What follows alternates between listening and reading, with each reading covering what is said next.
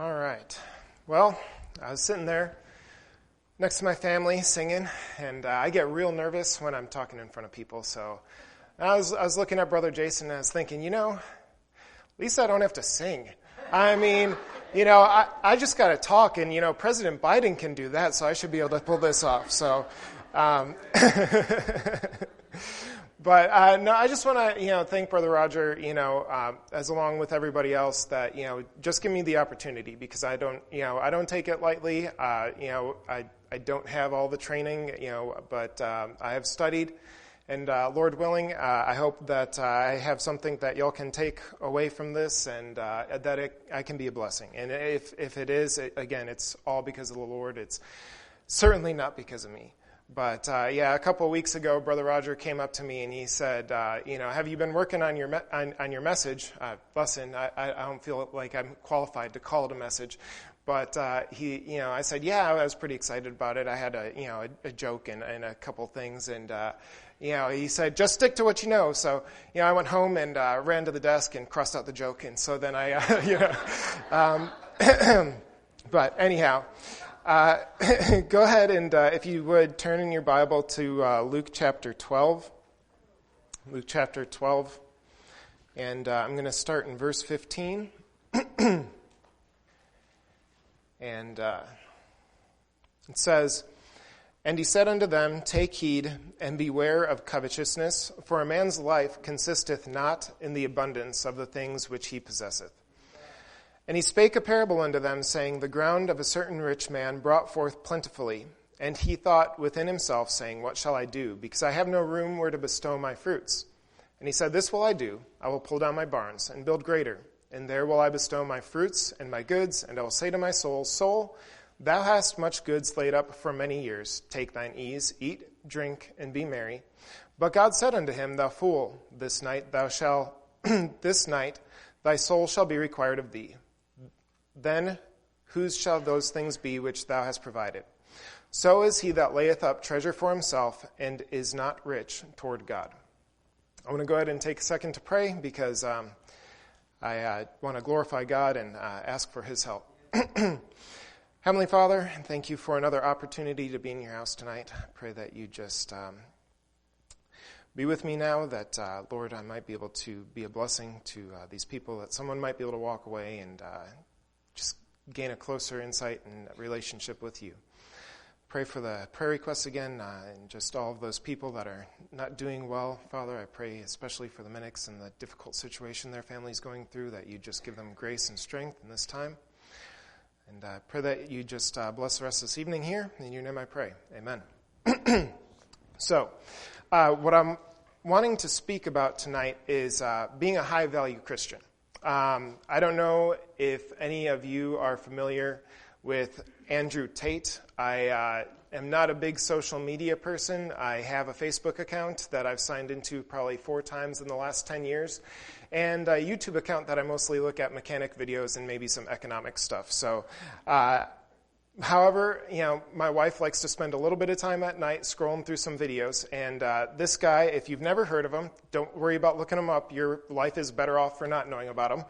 But, he has this mentality of creating high-value men, and he, wants to create high-value men, and he apparently thinks he's a high-value man. But after listening to him speak for not long, I knew that this guy was a loser. Not a high-value man at all. But I thought to myself, what is a high-value man? And then, I thought about it for a little bit, and then I thought, well, why just men? That all kind of implies that women aren't valuable. And I know that's not true because my wife is invaluable. She's priceless, and I can't do what I do without her. So then it was, what's a high-value individual?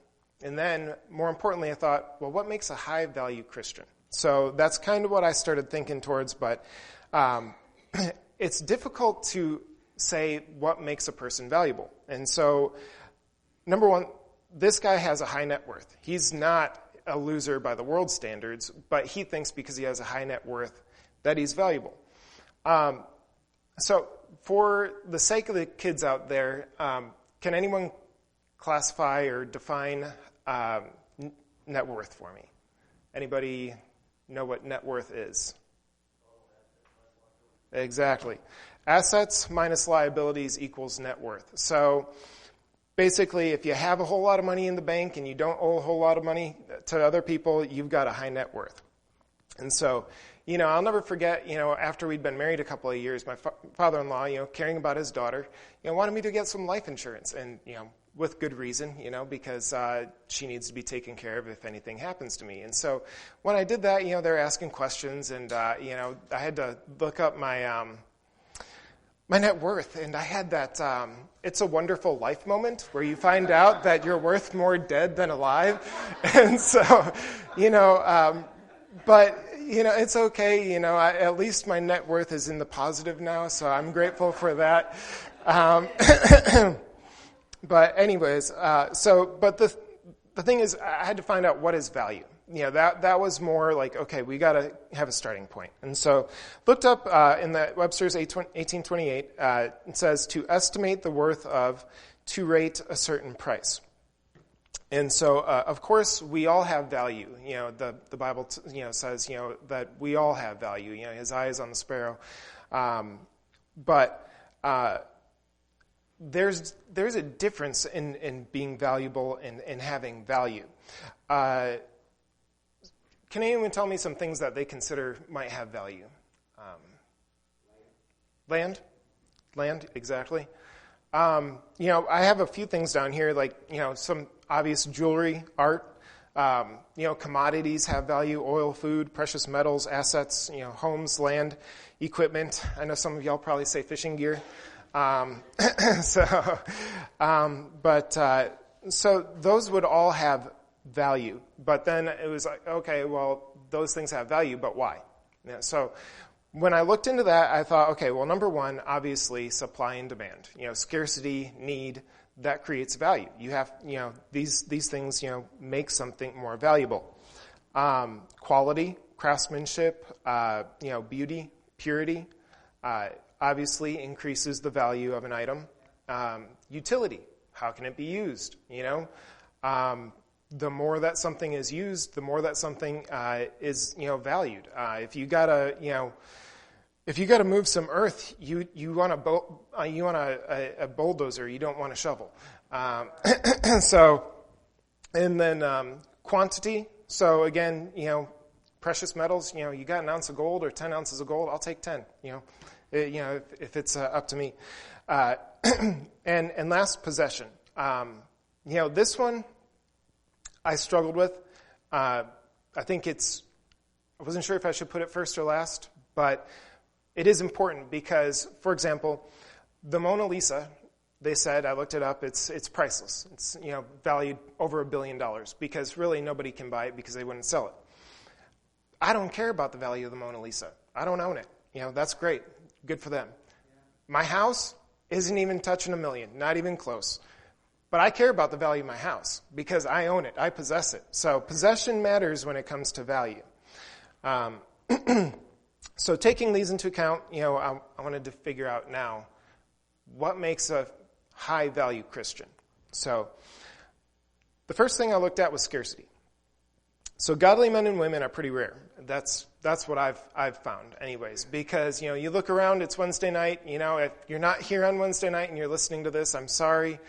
I don't think you're not a valuable person. I understand responsibilities. But, obviously attendance drops off from Sunday morning to Sunday night to Wednesday night. The high-value Christians, they're here on Wednesday night. But the other thing is I was looking at Christians in the world, right? So what are the percentages? So 31.7% apparently of the world is Christian. But we all know that that's not necessarily the final tally. We got to take into account true versus nominal. And so 11.8% of that 31.7% is Protestant. And of that Protestant, it takes into account Baptist, Methodist, non-denominational, Lutheran, Presbyterian, Pentecostal. So obviously, that 11.8% is probably closer to 5%, if that. And then, last but not least, is spiritual and carnal. Of that 5%, how many people are actually seeking the Lord? How many people are active in church? How many people are, loving the Lord and obeying His word? I mean, honestly, I got to say, if you're one of those, I think you're pretty rare. I think you're pretty scarce. It's probably 1%.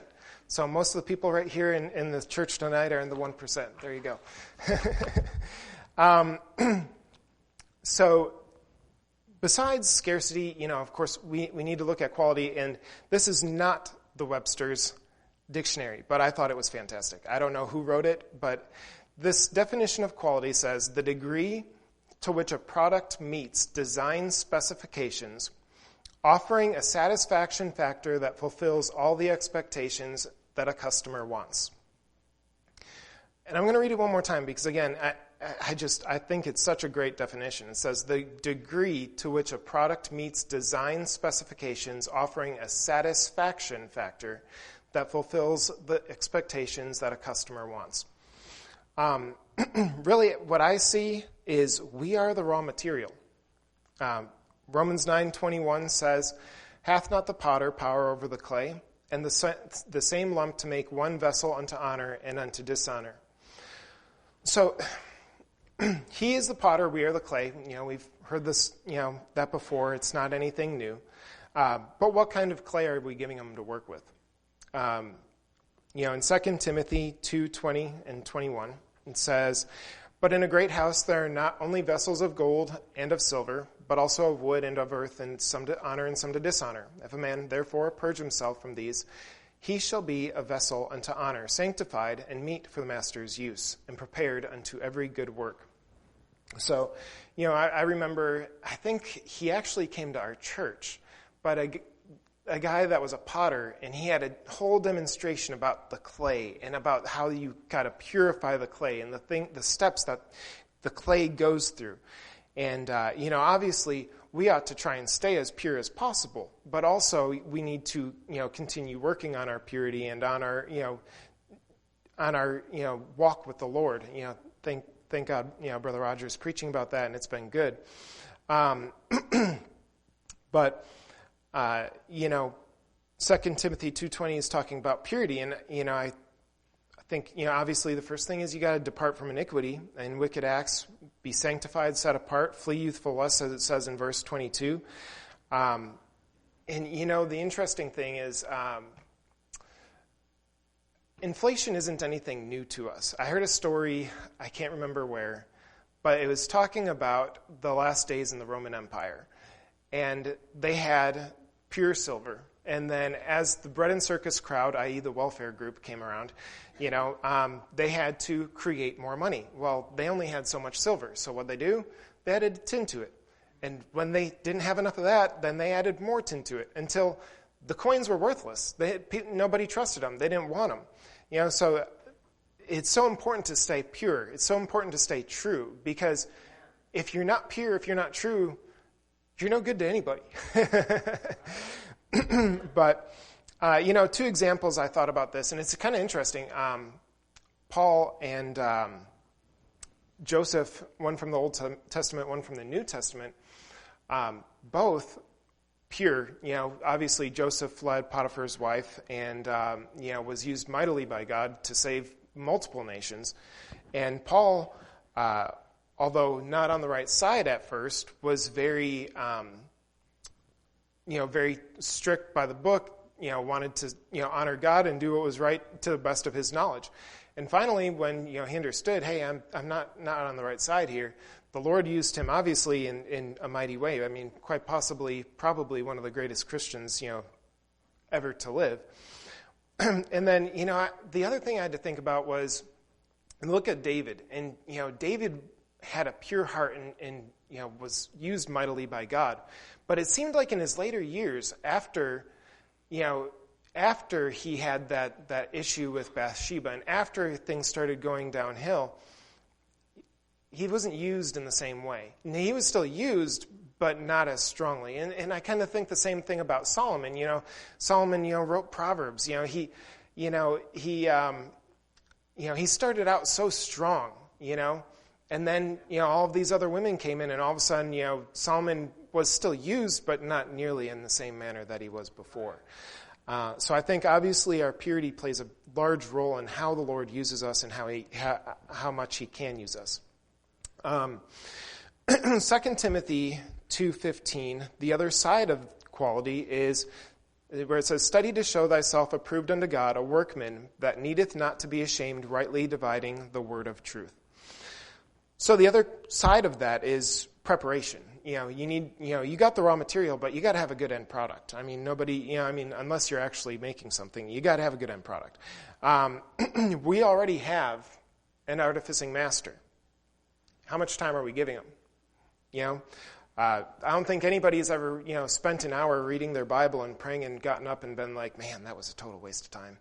Not unless you went into it expecting it to be a total waste of time. Then maybe, if you're trying to rush through it, being like, got to check that list, probably not going to get a whole lot. But, we've been placed in the hands of a master, and if you give him the time, he will create a masterpiece.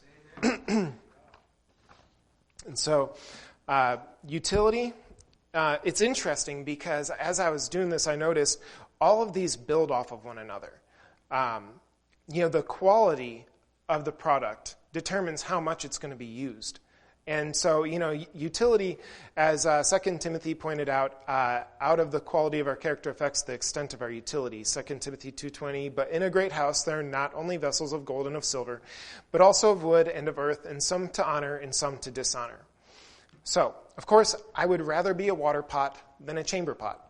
I would rather be a vase than a spittoon. In case you don't know what a chamber pot is, I think most of y'all do. All right, so sometimes past actions affect future service. Moral failures obviously are going to affect whether you can be in a leadership position. Financial failures, obviously are going to affect some of those things too. Brother Rogers probably not going to ask you to be on the finance committee. Emotional failures, again, leadership. I mean, you can't have an emotionally unstable person, in a leadership position. Just isn't going to work out. But, it's better to be used in a different way than to be useless. Proverbs 24:16 says, a just man riseth up 7 times. I'm paraphrasing here. Let me go ahead and look it up because I don't want to paraphrase too badly.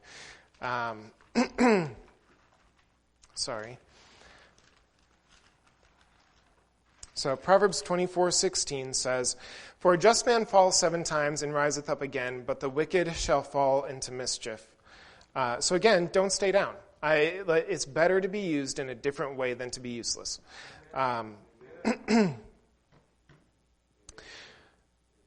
Another factor affecting service is experience. Of course, this can be a hurdle for young people. I know, when we had our kids learning to help out, some of them were like, oh, well, I don't want to do this. I want to do this. I don't want to, sweep the floor. I want to do the dishes. Well, you're 5, so just hold on. But this is it's difficult because especially when you're in that teenage. You think, man, I got this. Especially, for some people, when you graduate college, it's like, man, I'm good now. I know what I'm doing. So, but, the Lord wants experience. Experience comes from responsibility, obviously. And so the more responsibility you get, the more you're going to be open to other things. So, for example, you don't get a brand new pastor to speak at a pastor's training school. I don't care if he has 2 doctorates. He doesn't know anything about being a pastor. I mean, you don't have newlyweds teach a class on marriage. I know these things have been said before, but it's just, it's common sense. You got to have some time in the game. You got to know what you're doing. You got to have some experience because, the first year, it, is crazy. It's ups and downs and all over the place. And, it's just that. But it's a growing time, and it's good. But most importantly, willingness to serve. You got to be willing to serve. I don't care what you do. You got to be willing to serve. Your time is more important than your ability. Your posture is more important than your position. If I'm going to be a chamber pot, I want to be the best chamber pot in the house. And it's funny because I don't know what it is, but we have 4 bathrooms in our house, and every single time The one bathroom gets used. Someone will come up to me and say, hey, I got to go to the bathroom, but they're in here. I'm like, there's 3 other ones. Go find one. They just, for some reason, the kids love this one bathroom. But that's what I want to be. I want to be the best of whatever I can be so that I can be a blessing. And, the more you get used, the more you get recognized. Chamber pot isn't probably going to be used as a water pot. But it might eventually be used as a flower pot. It's already got plenty of fertilizer. So, just keep on plugging along, and you never know what the Lord may do for you. Quantity. So, all things being equal, the greater quantity you have of something increases its value. So, if you have 24 karat gold, going back to that example, 10 ounces is better than 1. If you have a house, and they're the same quality, one's not leaning on its side and about to fall over, 1,000 square feet isn't as good as 3,000 square feet. It's, not as valuable. Beef, if I can get a steak or a cow, I'll take a cow. I've got 5 kids to feed, But the more we are used, the more value we have. So willingness, make yourself available. I was just thinking about, Brother Mark and Brother Mike, and we came home, or I came here to pick up the kids on Saturday from summer camp, or the Christian camp, and, they had a great time. But, Brother Mike and Brother Mark came out of the building, working on the building. They're pouring down sweat because it's 1 billion degrees outside and, probably just as hot inside. And, I just thought that was really great. Whatever's needed, whatever needs to be done, here I am. And, willingness is huge. And, opportunities, say yes to opportunities. I did not necessarily want to do this tonight because I am terrified when I stand in front of people. But I know that it's not me, it's the Lord, no matter what. And, if I want to be used of God, I've got to say yes to certain opportunities. And so I do want to be used of God. And so, I said yes, and I'm kind of glad right now that I did. This isn't as difficult as I thought it would be. The more you can be counted on, the more people will count on you. So, if you fail once, not fail, because everybody fails. But if you don't even show up, it's going to be a little while before you get asked to do something again. You don't show up again, you might not get asked again. Be consistent. Be there. When you tell somebody, be able to be counted on. Obligations, when we're talking about time is, oh my goodness. When you have 5 kids and are trying to grow a business, there is no time. But, saying that, there is always time. There's always going to be obligations. There's always going to be work, finances, family, distractions. Everybody needs to have fun every once in a while. If not, you're a machine, and your family probably needs to have fun every once in a while. Again, I know this is the oldest example in the book. I hope everyone has heard of this, but I'm going to use it anyways. Everybody knows about the jar. And, if you put the sand in first, you can maybe put water, but, whatever. You fill it up with pebbles, you've got to put the most important things in first, those big rocks. Your time in the morning with the Lord, your time in the morning in prayer, your time with your family, your time, earning for your family if you're a man. You got to put those things in first, and then you can look for the distractions and the fun and the downtime, if the Lord permits.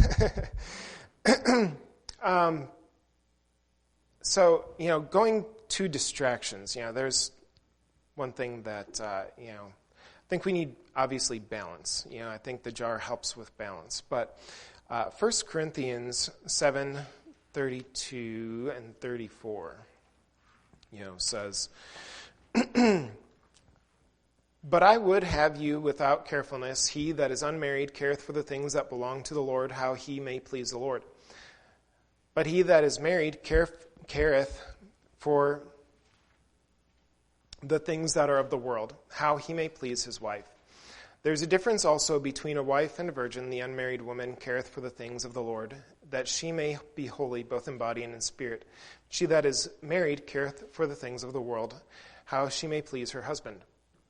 So, not only in, obviously, your sexual life, don't live like you're married if you're single, and don't live like you're single if you're married, but even in your service to the Lord, there has to be balance.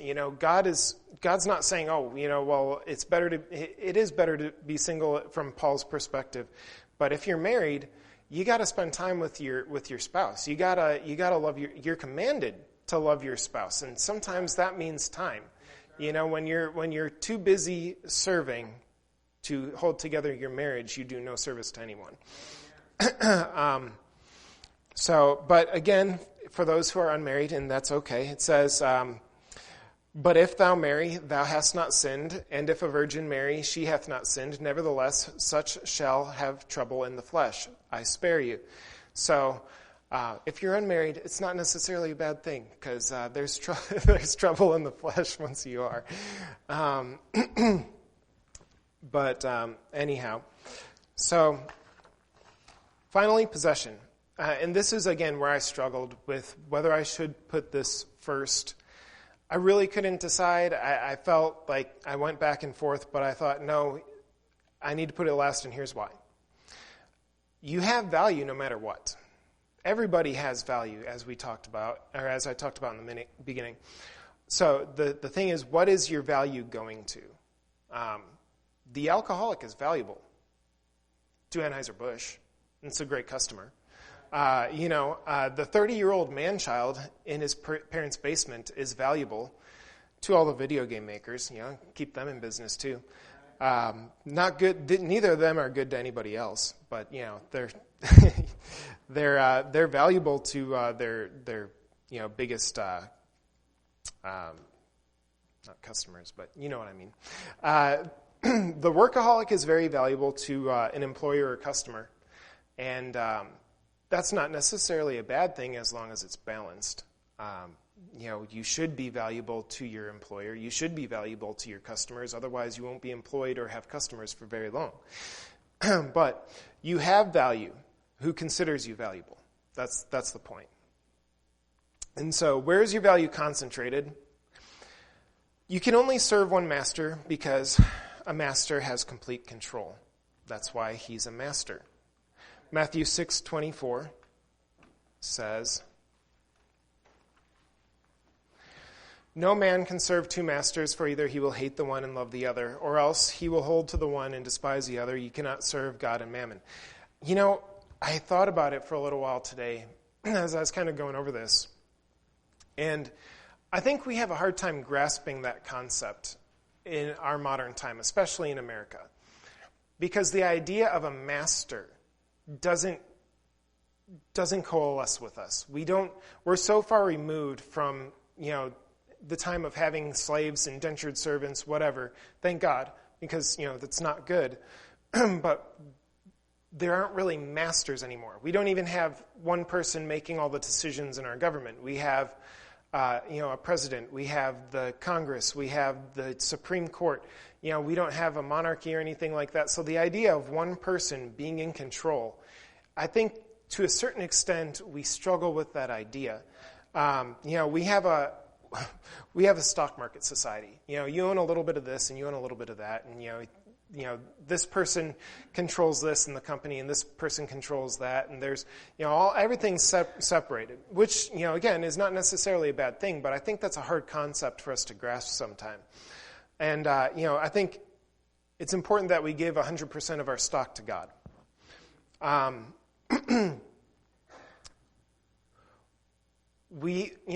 talked about balance, and so the thing is, you need balance. You have to have balance. Husbands, love your wives. Wives, love your husbands. Respect your husbands. Honor your husbands. Instruct your children. Provide for your family. Share the gospel. Be a good neighbor. All of these things are serving God, are being a good Christian, are in the Lord's will. And so to be able to look at that and say, no, sitting here with my wife and talking is being in the Lord's will right now, is serving the Lord, is being a valuable Christian. Because if I don't, we're not going to have the kind of relationship that, honors the Lord. Serving in the church, then you can say, okay, well, I've spent my time, we have the balance. All of this is under the Lord's umbrella of his will, and so we can truly become valuable by doing those things that the Lord wants and not feeling guilty about not doing the other things because, we're doing something over here. As long as we're doing what the Lord's will is, we're creating value in the lives of those around us, and we're creating value in the sight of God. So,